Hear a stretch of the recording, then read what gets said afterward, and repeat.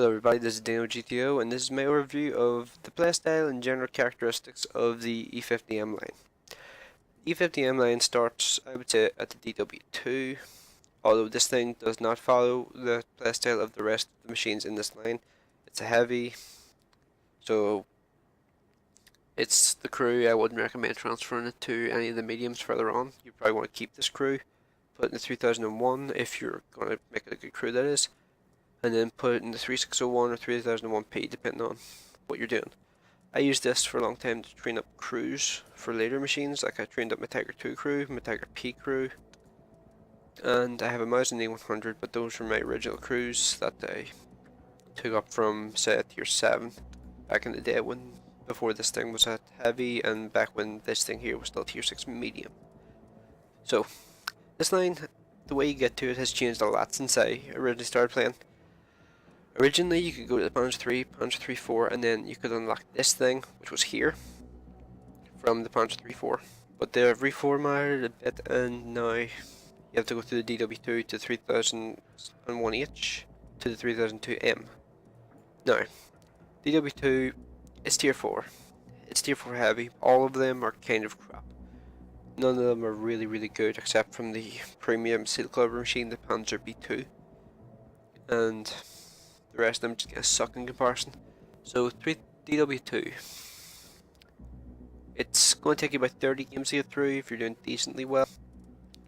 It's only got some modules to unlock, so I would say I'll fully unlock this thing, and I think this probably transfers to 2001H. Actually, don't unlock top engine, you get that free on this thing, so it was deleted for you anyway, just unlocking this. So about 14,000 XP, about 20,000 XP total, I would say, to get through this thing. And once you're done with that, you get 3001H. And this looks insane to you. It's insane to most new players, like the amount of stuff you have to unlock on this thing. I think you need to start off probably with the tracks, then the turret, and then probably try and get the L48 as fast as possible. You'll probably have this gun if you played any of the other German lines, but yeah. Try and get the L70 as fast as possible, because this gun is going to carry you up this line for quite a while. It's going to carry you through the tier 6, and it's going to unlock all the other modules on the Panther. So definitely unlock this gun here now instead of unlocking it tier 6, because 110 pound gun on tier 6 is not going to work very well. So just get this now here. And this tank, I would probably say to most people to fully unlock it, because there's 2 tanks you can get from it, and just fully unlocking it here would probably help you quite a lot. So yeah. Now on 3002M, you'll already have the L70 gun if you've listened to me. So assuming you have this gun, you can put it on immediately. You can't get the turret, so you need to get the tracks, then the turret, and then you would want to get the engines. And these engines carry you up, I think, as far as the Panther 2. And the E52 is actually so. Yeah, so definitely get this engine tier 6, get it as early as possible. And this thing's not really got much else to talk about. It's a sniper, just like 3001H. Don't get into close quarters combat if you can avoid it, and just kind of stay behind your allies in most cases. It does have decent armor, but versus tier 6 heavies, it doesn't have much. So try and avoid close quarters combat with those things, and side scraping versus guns bigger than 120mm will mean that you're just going to get, your hole is just going to get blitzed. It's just going to go straight through like butter because of the overmatching mechanics. So onto the Panther. There's the L70 again that you'll knock at 3001H, and that gun is going to carry up to the 75mm L100, which I believe you can fit on the stock suspension, as well as the small term turret, providing you don't have any equipment. As far as I remember, you don't. As long as you don't have any equipment, you can fit both of these guns on the stock suspension. I believe that's right. I'll correct it in the description if I'm wrong. So check the description, and I will tell you if I'm wrong or right, but you can't put this engine on stock suspension, so you would probably need, I would probably say I get this second after the gun instead of the third. Even the third helps with rate of fire and all, but yeah. This thing here, just 3002M, is a sniper. The lower tier machines in this line basically train you to be a sniper. Don't get too close, and that will help you a lot when dealing with tier 9, tier 10. So, on to the Panther 2. Panther 2, you can, I think, immediately mount the L100 gun. See, 500 kilograms roughly. Yeah, you can immediately mount it, but I don't think you can mount the top turret. Oh, and by the way, this is without equipment, so I would say don't use equipment for a while and just unlock the tracks. It's only 14,000 XP, so it'll probably take you about 10-15 games, providing you have some free XP. So, yeah. And the 700 horsepower engine, you probably wouldn't want to put that on immediately either until you get this. So, just try and get the tracks as soon as possible. Like, I would say put the tracks before everything else so you can mount the upgrades you need. Then there's the Panther 2 small tomb turret. That helps a lot with the armor of the machine and gives you an extra 100 health. Yeah, this turret's pretty good, but the main thing of this turret is it allows you to mount this gun here, which is amazing. It's not as good as it is on the Tiger at tier 7, which sounds funny, but this machine is a lot faster than the Tiger, so it kind of balances out. This thing has a really good top speed. That's a general characteristic of these machines from tier 6 on. Good top speeds, maybe not great engine powers for their weight, but... Oh, that's another thing. These things are basically heavy tank weights, most of them. Like, for their tiers, they're rated as mediums, but most of them weigh as much as equal to your heavies, which sounds funny, but yeah, that's how it works. Now this gun, this gun is perfect for the sniper playstyle. With the its aiming time sucks. That's the one big feeling of this gun. 2.7 second aim time, but most machines that use this gun suffer from the same aim time. So if you put a vertical stabilizer on it, that'll help a lot. And the rate of fire is pretty good. Penetration is very nice. So this thing is definitely a long range vehicle, but you can take a close range and tank some shots with your health, but you probably don't want to do that there until the end of the game, or if you see your team may lose, so it's probably best to try and just keep your health for as long as possible. 1500 health is a lot of health. The Panther 2, or Panther 1 I believe has like 1300 health. It's a very powerful machine. It can tank some shots too, but as I said before, don't want to take any shots until like near the end of the game. Treat it like kind of like an autoloader. So once you've got the 88, definitely get the 88 by the way. Don't try and go to this thing here without the 88. You're insane if you do that, because this gun here is going to help you unlock this thing. Now the grind on the E50 is pretty bad from memory. You basically come to it with only this and this unlocked.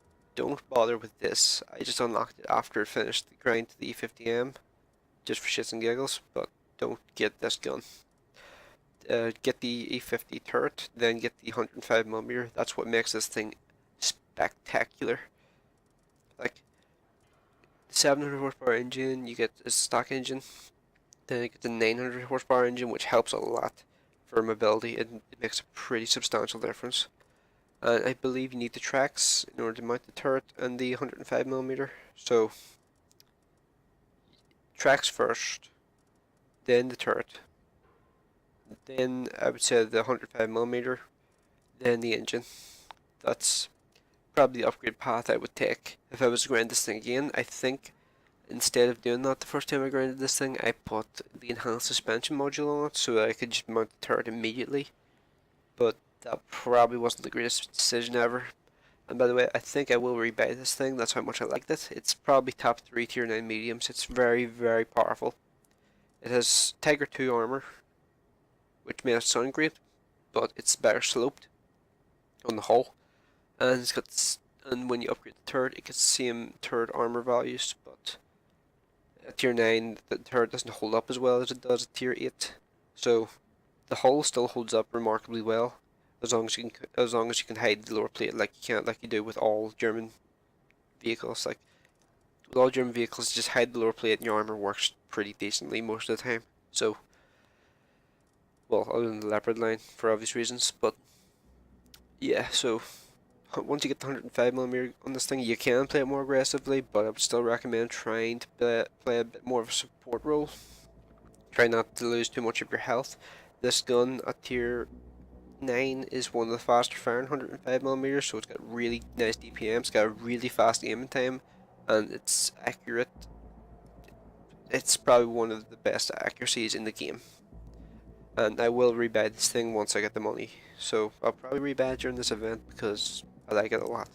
And I believe I put camo on it, that's how much I liked it, so yeah. And also, one thing about this thing, a lot of people, because the E50M and the E50 are so similar, won't actually get the E50M, they'll just stick with the E50 because the E50 is considered such a good machine. So that just says something about how good this machine is. It holds up really well in tier 10 games.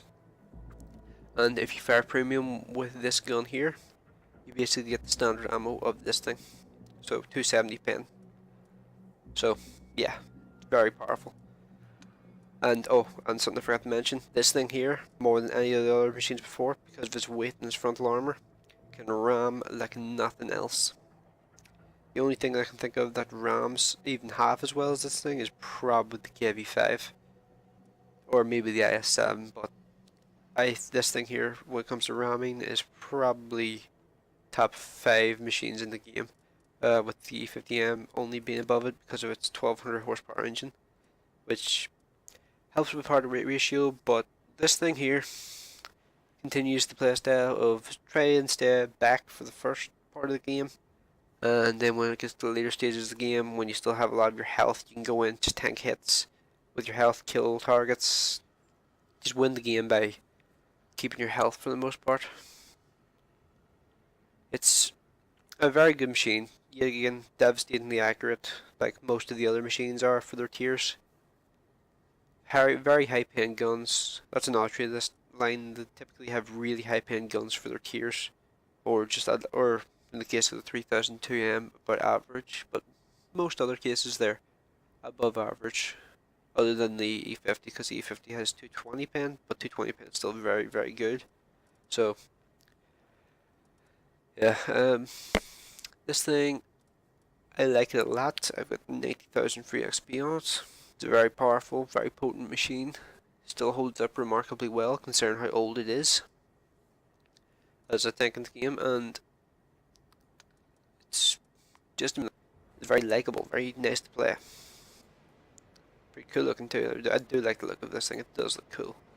And I'm just going to do general like equipment for these vehicles, like tier 8, 9, and 10. I would say vertical stabilizer, rammer, and coded optics, because you have pretty good view ranges on most of the tier 8, 9, 10 vehicles, and they can really make use of that there because of their sniping ability. The tier 7, 6, and 5, if you want to, tier 5 probably wouldn't put any equipment on unless you really like it. Maybe just the rammer, because I believe it's a medium rammer. So yeah, maybe just that. Tier 6, probably medium rammer, vents, and I'd probably use binocs because you can remove those and just transfer them. With the Panther, probably the same setup, medium rammer, vents, and binocs, because aiming time's pretty good on the Panther. It's alright, it's a very fast firing gun. You can put out a lot of shots. If you miss, there's another shot coming in like under 4 seconds if you've got a full 100% crew and a rammer and vents and all. So it fires fast enough to really like make use of its accuracy. So if you miss, there's another shot coming really quickly afterwards. Same kind of story with Panther 2. Panther 2 I considered to be probably the weakest link of the line, above tier 5. So I didn't like it too much. I probably will never own one again because, well, unless they buff it or make it like better in HD. Because the armor on that thing may look good on paper, but it's 100 millimeters. That's the same armor thickness as the Tiger. The angling is not as good as it really could have been, so it really can't tank shots from anything above tier 6, I'd say. So, trying to avoid getting hit in that thing. It can side scrape reasonably well, but it just doesn't cope well with taking hits. The turrets on these machines are generally pretty good. They can tank hits from a lot of shots, but they won't bounce everything like something like a T29 would. So just try and stay hold down for the most part, but don't rely on staying hold down. You can tank some shots using your side armor and with your front armor in some cases. So yeah. At tier 9 and 10, that's when you get really strong armor. That's when you get the really powerful hulls with the 150mm upper plate. The lower plate's still crap, like it is on all German vehicles, but it can side scrape really well because the 80mm of side armor, just like the Tiger 2. And it's actually got a slope on it. Most people don't notice that, but there is a slope on the armor. I'm pretty sure the E50 has that too. Yep. So, yeah. These things are very good at like tanking hits if you need to. If there's no tier 9 heavy on your team, you can do that role if you need to. But for the most part, I would say keep your health. Try and stay at some sort of range beyond 100 meters. A range where you can like move around and like try and not to take too many hits. Try and bounce some of the shots you take and just stay alive longer. The longer you stay alive, the more damage you can do later on. So they don't excel in DPM, overall DPM, like some of the other vehicles do, but they do make up for it in their ability to maintain usefulness in higher tier games. Like the Panther in a tier 9 game doesn't really suffer that much because 198 pain or something like that their gun. And the Panther 2 suffers a wee bit, but the gun is still good enough to deal with like tier 10 mediums and all. You don't want to be taking on like these E100 and stuff with that there for obvious reasons. But yeah, these vehicles just hold up pretty well when they're bottom tier. So I would recommend this line to anybody who likes a sniper playstyle. If you're a bit more aggressive, you can do it. You can make them work if you're good enough. But for most people, this would probably just be a sniper line, sort of tank destroyer-ish. But you shouldn't just go full tank destroyer and camp at the back of the map for the full game. You do need to be aggressive near the end of the game, try and get more damage out of them, and you need to make sure you time your moving forward well, because the Panther 2 in particular doesn't have the best part of weight ratio. It has a good top speed, but part of weight ratio sucks, so you need to time your moving forward really well. So you're not going to die, but you are going to be able to get forward and do more damage. So yeah, that's just my general overview of these vehicles. They're all pretty good. Panther 2, I would say, is probably the weakest higher tier vehicle, but it's still capable of doing pretty well. E50, absolutely amazing. E50M, more of the same. Panther, I really like this thing. I still keep it. I never sold it. Oh no, actually no, that's a lie. I did sell it once, but I haven't sold it since. Probably a machine I'll probably never sell again. I only sold it because I got the Panther 2. And 3002M, didn't like this thing as much as the 3001H, but that's only because I remember what this thing was like as a tier 6 medium. It had like a 700 horsepower engine. It was the same turret as this thing. It used the 88mm, so I remember that. So this thing, not really me. So yeah, just overall pretty good line. Doesn't have a real stinker in it other than this thing. Like some lines just get total stinkers, like the Aerial V39 is a total stinker in the French line. The what do you call it? The Stura Mail is the complete stinker of the Grill 15 line. You call it the Waffen Trigger 100 line, but that thing's gone now, thank God. And the Jagdpanzer 4 was a complete stinker in this line, but they upgraded the 100 or no, the 88mm guns, so now it's 145 pin. So nowhere near as bad as it used to be. So yeah, it's just overall good name or good line. So would recommend it to most people who play the game. It's a nice line to play, a nice line to have experience of, and it's one of the a few lines that actually holds up after all the time it's been in the game. And if the Panther 2 and the E50M and the E50 and all get HD models, I suspect they may get a little bit of a buff because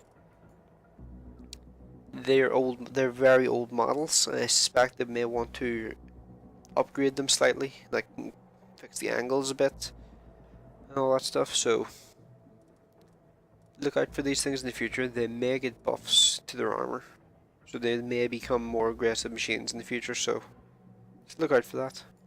And I'm just going to end the video here. Let me know what you think of these machines.